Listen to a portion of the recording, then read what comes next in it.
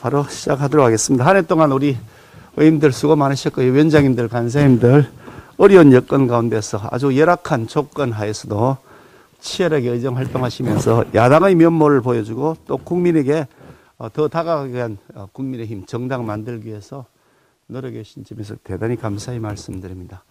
우리가 굉장히 어려운 여건에 시작을 했지만 연말 지나서 청산해 보면 나름대로 선방할 것은 선방하고 또 앞으로 나아갈 것은 나아갔다 하는 생각을 합니다. 아직 좀 부족한 것들이 많이 있지만 우리가 잘 보충하면 더 국민에게 사랑받는 정당으로 또 집권 여당도 되고 제1당도 될 수 있을 것이다 하는 기대를 가지면서 새해 시작할 수 있도록 준비하는 그런 한 해가 되었다는 생각을 합니다. 수고 많으셨고 새해 일단 복 다 많이 받으시기 바랍니다. 우선 먼저 김진욱 공처장의 사퇴와 법적 조치가 필요하다는 말씀을 드리겠습니다.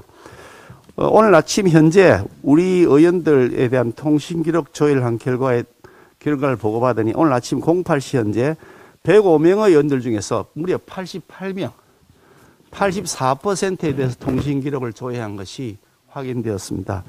아직도 지금 미확인된 최종 회신을 받지 못하는 의원들이 계시기 때문에 추가로 더 늘어날 것으로 보입니다만 지금까지 확인된 만 하더라도 무려 84%. 세상에 어떻게 이럴 경우가 있을 수 있을까? 야당 의원을 털털 털어갔다라는 생각을 하게 됩니다. 고발 사주 의혹 관련해서 김진욱 처장이 어저께 답변하기를 고발 사주 관련해서 우리 당 의원들에 대한 통신 기록을 조회했다고 설명하던데 말도 안 되는 어거지입니다. 세상에 그런 어거지가 어디 있습니까? 고발 사주 사건이라고 하는 것은 김웅 의원이 국회의원도 되기 전에 작년 총선 이전에 주고받았던 통신 기록을 확인하는 것이지. 아니 김웅 의원 여기 계신 분들 김웅 의원 아는 분이 계십니까? 지금 건물에 왜 김웅 의원이랑 통하신 분 계세요? 없잖아요. 한 분도 없을 겁니다. 그런데 건물에 왜 전혀 통화한 기록도 없고 아무 내용도 서로 간에 관계가 없는 사람 왜 우리 당 의원들 털털 털어서 무려 88명을 조회하느냐. 터무니없는 억지입니다. 그리고 무슨 수사의 기본이라고요? 사퇴하는 게 기본이고 감옥 가는 게 기본입니다. 김진욱은요. 무슨 말 같지 않은 소리를 하고 있습니까? 이렇게 국민들 앞에서 거짓말을 하면서 법기술을 이용해 가지고 교묘하게 국민들을 속이면서 사법을 가져가는 그러면서 구체적 근거를 대라 그러니까 수사 중이라면서 앵무새처럼 반복하면서 도망가는 사람이 있습니다. 적당히 국민 앞에서 속이려는 이런 사람 절대로 용납할 수가 없습니다.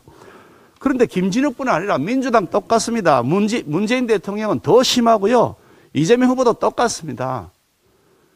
민주당은 거꾸로 김진욱 처장 옹호하게 급급합니다. 김진욱 처장이 어저께 우리 의원총회에 와서 발언하려고 그랬더니 민주당 의원이 와서 발언하지 못하게 막 가로막고 섰습니다. 아니 우리 의원총회 하는데 누가 발언하고 말고 민주당이 결정을 합니까?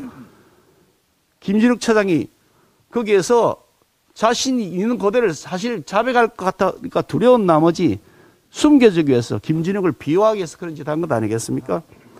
이런 형태로 민주당과 똑같은 공범 역할을 하고 있고 이재명 후보 이쯤 되면 이재명 후보 김진욱 처장 법적 조치가 필요하다고 해서 조치하라고 요구해야 되는 거 아닙니까?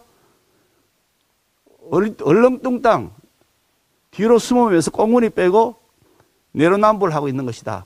그런 말씀을 드리지 않을 수가 없습니다. 똑같은 한 몸인 사람들, 이런 사람들을 절대로 우리는 용납할 수 없다라는 말씀을 드립니다.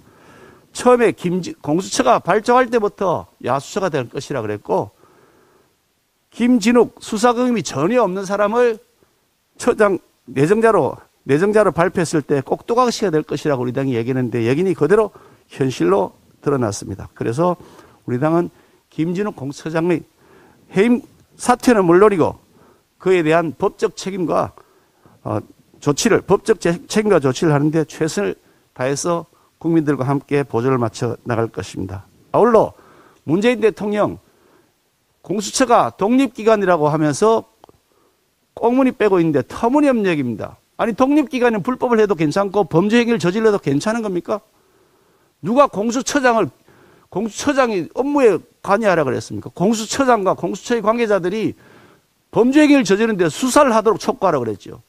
공수처장과 공수처에 있는 검사들은 불법을 저질러도 수사의 대상이 아닌 겁니까? 면죄부 받았습니까? 당장 문재인 대통령은 불법을 저지른 데에서 수사기관에 대해서 지시해야 됩니다. 공처가 불법한 것이 있으면 그에 대한 조치가 필요하다고. 이재명 후보 마찬가지 아닙니까? 그에 대한 조치가 반드시 필요하다는 말씀을 드립니다. 특검 관련해서 말씀드리겠습니다. 이재명 후보가 어저께 어떤 형태의 특검도 괜찮다. 조건과 성역 없이 즉시 특검하자 그러면서 야당이 임명권을 갖는 부분에 대해서는 부정적인 입장을 보였습니다. 또 말장난치고 있습니다. 대장동 개발 사업이 최대 취재계라고 자기가 주장하지 않습니까? 그러면 그거 제대로 조사하면 자기가 취재기 다 훌륭한 것이라고 드러날 텐데 왜 뒤로 숨는 겁니까? 지금도 그 당시로 돌아가서 설계를 똑같은 방식으로 하겠다 그럽니다. 더더욱 그렇다면 왜 조건을 붙입니까? 거리낄 것이 없는데 특검 추적권을 누가 갖는지 무슨 상관이 있습니까? 이거 한번 보시면 제가 통계표를 하나 가져왔는데요. 그동안 13번의 특검이 있었습니다. 우리나라 이 헌정사상 그동안 총 13번의 특검이 있었는데 그 13번의 특검 중에서 앞에 특검, 상당 부분 특검들은 어떻게 진행되었냐. 대한변협 혹은 대법원장이 추천하는 사람을 특검으로 지정을 했습니다. 그 후에 내곡동 사저 사건 관련한 것을 포함해서 그 행위의 주요 피의자, 주요 혐의자가 속해 있는 정당 아닌 다른 정당이 추천하는 특검에 의해서 사건이 조사가 되었습니다. 한결같이 그렇게 되었습니다.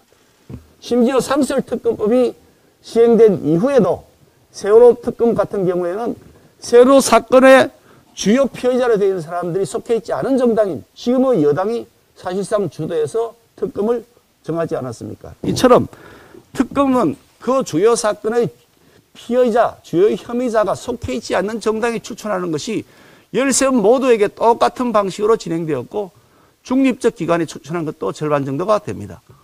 우리 당이 제출해놓은 특검법은 우리 당이 지명하겠다고 법을 내놓지 않았습니다.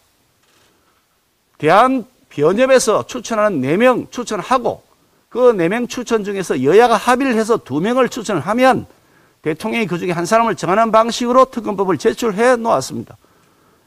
아니 그러면 가장 중립적인 인사가 하는 것이고 심지어 우리 당이 추천하는 인사가 아닌데도 불구하고 왜 그 특검법 논의를 거부하는 겁니까? 그런 면에서 본다 하더라도 이재명 후보와 민주당은 그야말로 거짓말로 국민을 속이고 있는 것이다. 말로는 특검하자고 하지만 실제로는 특검을 끝까지 회피하고 싶은 속내를 가지고 있는 것이라는 말씀을 드리지 않을 수가 없습니다. 결국 이재명과 민주당의 이중 플레이 때문에 특검이 무산되어 버렸고 털끝만 건드리고 몸통을 건드리지 않는다고 해서 억울하게 자신만 모든 것을 다 책임지게 되었다는 생각을 가진 분들이 2명이나 목숨을 스스로 끊는 사태도 생겼습니다. 새치회로 국민을 기만하면서 대선 때까지 적당히 뭉개겠다는 이재명 후보의 그 장깨는 반드시 국민들의 심판에 직면할 것이라는 말씀을 드립니다. 굿바이 이재명이라는 비판 서적에 대해서 민주당이 판매 금지 가처분 신청을 냈다고 하지만 여전히 온라인 서점에서 베스트셀러 상위권을 유지하고 있다 합니다. 대선 후보 시절부터 이재명 후보는 자신을 비판하는 서적에 대하여 판매 금지 딱지 붙이면서 현대판 분석 경륜을 자행하고 있는데 이재명 후보, 민주당 다시 정권을 잡게 된다면 대한민국은 그야말로 감시국가, 감시사회가 될 것이 자명합니다. 이런 불행을 반드시 막아야 할 것입니다. 하나 말씀을 더 드리겠습니다. 하도 어이없는 일이 또 생겼습니다. 통일부가 아예 북한 선전부로 탈바꿈한 것으로 보입니다. 통일부가 내년도 달력에다 북한 인민군 창건일, 김정일 생일 이런 것을 기념일로 붉은 글씨로 강조해서 표시해 놓은 사실이 드러났습니다. 완전히 제정신이 아닌 사람들 같습니다. 내부 직원 참고용이라는 통일부 해명은 더 웃깁니다. 아니 대한민국 공무원이 업무 보면서 북한 기념일까지 챙기는 것이 내부 업무입니까? 김정일 생일에 무슨 단체로 축하 사절단 보낼 겁니까? 황당하기 짝이 없지 않습니까?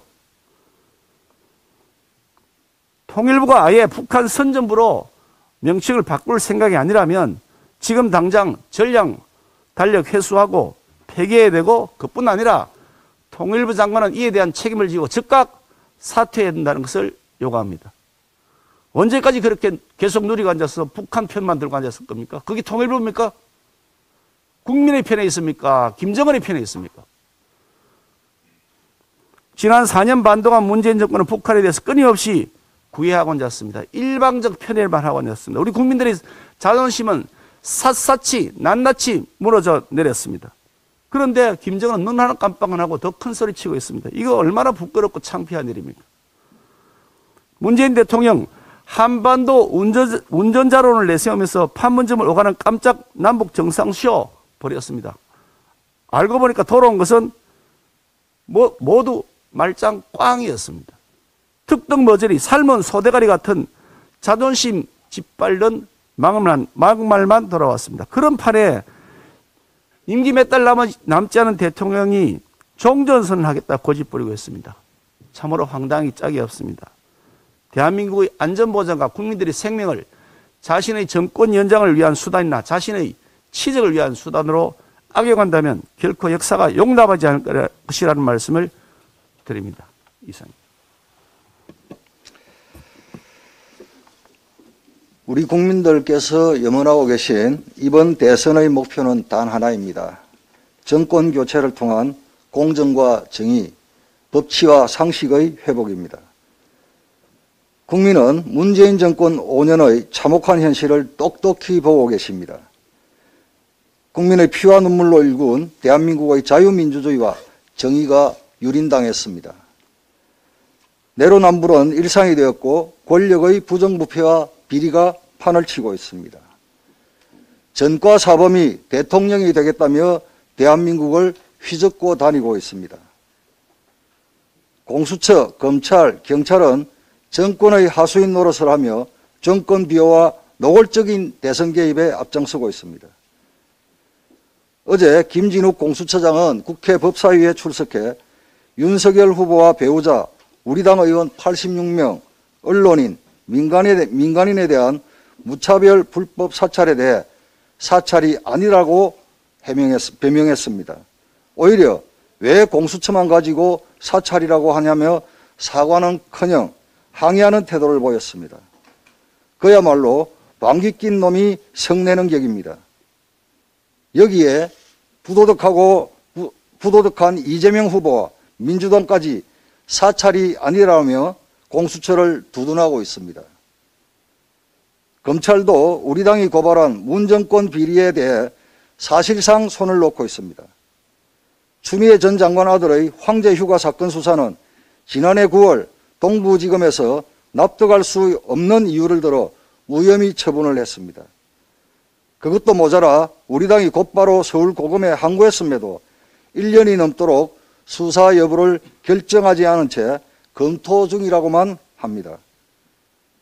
육군본부 검찰부는 지난해 9월 동부지검으로부터 추미애 아들 소속 부대장교 2명을 송치받아 수사해 놓고도 검찰의 항고 절차가 진행 중이라는 이유로 결과를 내놓지 않고 있습니다. 결국 검찰과 국방부는 대선에 영향을 주지 않기 위해 서로 추미애 아들 사건의 책임을 떠넘기며 수사를 지연시키고 있는 것입니다. 월성원전 1호기 경제성 조작 사건은 또 어떻습니까? 대전지검 부장검사들이 만장일치로 백운규 전 장관에 대한 배임죄 적용 결론을 냈지만 김호수 검찰총장이 제동을 건 이후 감감무소식입니다. 환경부 블랙리스트 사건은 법원에서 유죄 판결을 받았음에도 불구하고 2019년 1월과 3월에 고발된 산업부, 국무총리실, 과기부, 통일부, 교육부, 산하공공기관 블랙리스트 사건은 3년이 되어가도록 수사 중이라는 말만 되풀이하고 있습니다. 이뿐만이 아니라 온 나라를 떠들썩하게 만들었던 버닝썬 사건에서 경찰총장으로 불리던 윤 총경은 겨우 정직 3개월의 솜방망이 처벌을 받았고 신문 게이트로 불린 우리들 병원 불법 대출 의혹 사건도 증거 불충분이라는 이유로 결론이 났습니다. 무혐의 결론이 났습니다. 이외에도 문재인 정부 5년간 저지른 문정권 비리 고발 사건 310건 가운데 193건을 검찰, 경찰, 공수처 등 수사기관이 뭉개고 있습니다. 이렇게 내 편에 한없이 관대한 문재인 정권으로 인해 대한민국의 공정과 정의는 무너졌습니다. 이를 다시 바로 세우는 방법은 오직 정권 교체뿐입니다.